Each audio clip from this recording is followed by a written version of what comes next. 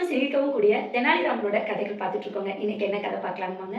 அரசவையில ஒரு மெஜிஷியன் ரொம்ப அழகா நெறைய புதுவிதமான மேஜிக்கா பண்ணிட்டு இருக்காங்க. மேஜிக்லாம் முடிய போம்போது அவரோட தலையும், உடலும் பிரியிற மாரி ரொம்ப அழகா மேஜிக் பண்ணி காட்டுறாருங்க. எல்லாரும் ரொம்ப அப்படி ஆச்சரியமாயிட்டு ஆரவாரத்தோட கைத்தட்டி அவர பாராட்டுறாங்க. இப்படி மக்கள் எல்லாம் பாராட்டுறதையும், கைத்தட்டுறதையும் பார்த்துட்டு இந்த மெஜிஷியனுக்கு கொஞ்சம் தலக்கனம் வந்துருதுங்க.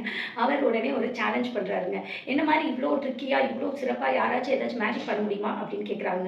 உடனே அரசவையில இருக்கவங்க எல்லாம் அமைதியாயிடுறாங்கங்க. இவ்ளோ சிறப்பாலாம் இவர் பண்ணும்போது நம்மலாம் என்ன பண்ண முடியும் அப்படின்னு யாருமே எதுவுமே வாய திறக்காம அமைதியா இருக்காங்க.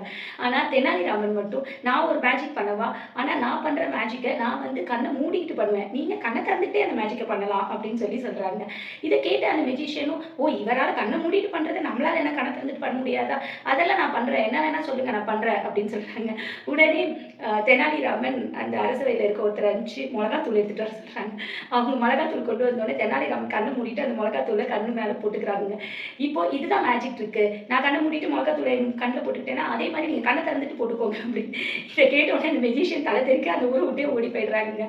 இ அரசவையில இது எல்லாத்தையும் பார்த்துட்டு இருக்க அரசரும், மக்களும் தெனாலிராமன பாராட்டுறாங்க. அவரோட அறிவ புகழ்றாங்கங்க. கதையோட நீதிங்க. நம்ம என்னதான் சிறப்பா விளங்குனாலும், நம்ம தலக்கணத்தோட இருக்கக்கூடாதுங்க. எல்லாம் நமக்கு தான் தெரியும் அப்படின்னு எப்பொழுதுமே நம்ம நினைக்கக்கூடாதுங்க. நன்றி, வணக்கம்.